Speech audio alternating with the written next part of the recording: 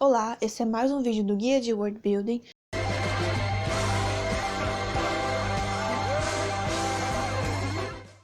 E hoje vou falar sobre escalas, distâncias e a localização de cidades em mapas.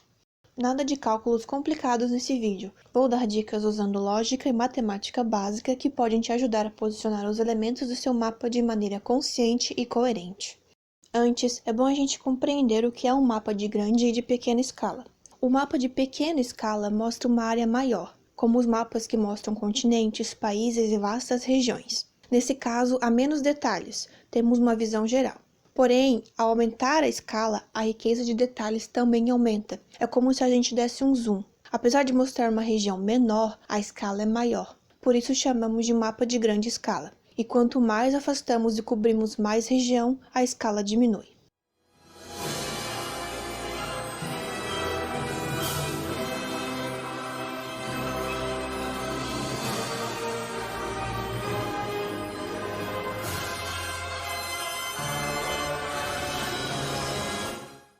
Se você não faz ideia das distâncias reais no seu mapa, não se preocupe, isso não é um problema. Há outras maneiras de ter uma noção de onde colocar cada coisa no seu mapa. Vou dar um exemplo prático. Esse é um mapa que eu fiz sob encomenda para uma escritora independente. Ela não sabia a localização e distâncias exatas de suas cidades, mas de acordo com a sua história sabia o seguinte: seriam cerca de 2 dias de caminhada de Niacara até Teva, 2 dias de caminhada de Teva até Isna, e 10 dias de caminhada de Isna até Citadel.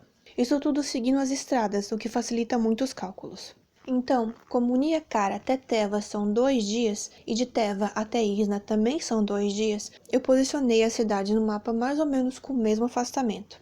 Eu não usei régua de propósito, porque não seria natural que as cidades tivessem exatamente a mesma distância, principalmente considerando que é uma estimativa com base em viagem e não em medida de distância. E um fator importante foi a estrada reta, que ajuda a manter um padrão no tempo de deslocamento.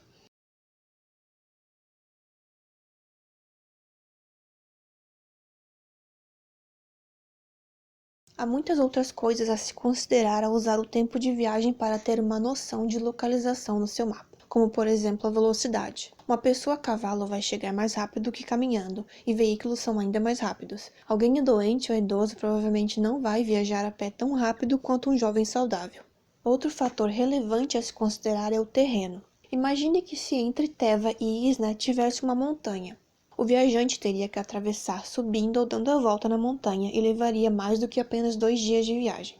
Várias características do terreno precisam ser consideradas, como os rios sem pontes, pântanos e desertos. Até o clima pode afetar uma viagem. De qualquer forma, se você tem informação de viagem e não tem ideia das distâncias reais, é uma boa maneira de se guiar, manter a proporção e evitar confusões quando alguém utilizar o mapa como referência. Como chegaram antes da gente? Eu sei lá. Pensando bem, não tem nada a ver. Como eu mencionei, sabia-se que de Isna até Citadel são 10 dias de viagem. Então, em um cálculo simples e considerando a estrada, podemos presumir que o afastamento seja 5 vezes maior do que o afastamento entre Isna e Teva. Não precisei calcular com medida de distância, só manter a proporção e colocar a Citadel bem mais afastada, porque são 10 dias de viagem e não apenas 2. Normalmente não usei régua e não deixei exatamente 5 vezes mais distante para manter a naturalidade. Sabíamos também que a cidade maior, Cidadela Superior, está perto e ao norte de Citadel, e ela acabou sendo posicionada mais para cima do que o planejado originalmente. Foi uma boa mudança porque a cidade ficou bem mais próxima das montanhas, tendo mais uma proteção natural além do rio. É sempre bom pensar em defesas naturais, mesmo que seja só um castelinho no mapa. Se estiver gostando do vídeo, aperta no like e considere se inscrever no canal se ainda não for inscrito. Mas como fazer um mapa com uma escala de fato? Aí você precisa ter uma noção em medida de distância, ou pelo menos querer estabelecê-las através da criação do mapa. A barrinha de escala não é um elemento para embelezar, ela tem uma função prática. Não coloque uma barra de escala no seu mapa se não pretende segui-la fielmente. Nesse caso é importante usar régua. O espaço de cada divisão da barrinha vai equivaler a uma distância específica no mapa. Aqui, cada uma delas equivale a 10 km, e sabemos o que seriam 30 ou mais quilômetros. Vou colocar essa barrinha em um mapa regional aleatório. Se essa fosse a escala desse mapa, do vulcão até Dasa seriam cerca de 20 km, e a fenda na Terra teria mais de 15 km. Lembrando que em um mapa alguns elementos são ícones, são como representações e não seguem a proporção real. Esses cactos não são gigantes, eles representam um deserto. O templo também não é do tamanho de uma montanha, ele está adaptado para que seja fácil de visualizar e compreender. E a barrinha de escala serve para medir as distâncias de um local ao outro. Se a gente for considerar que a fenda na Terra também é uma representação, o cálculo que eu fiz aos 15 quilômetros foi inútil. Que merda, hein? Sabia não? É por essas coisas que eu evito colocar a escala nesse tipo de mapa, em que as representações não têm proporção real. Em outros tipos pode ser muito interessante.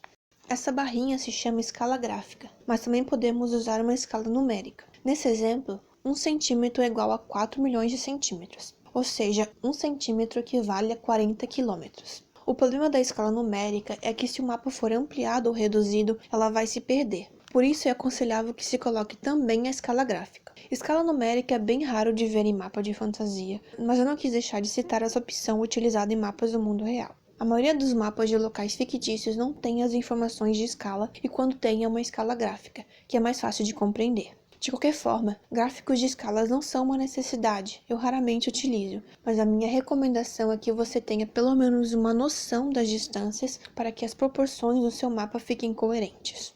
Esse vídeo foi bastante baseado na minha própria experiência com mapas. Qualquer dúvida, pergunte nos comentários. Lá no Instagram postei mais detalhes sobre o processo de criação desse mapa, o link está na descrição. Já tem bastante conteúdo relacionado a mapas de geografia no canal, mas ainda temos muito o que acrescentar nessa playlist. Então também deixe a sua sugestão de temas para os próximos vídeos.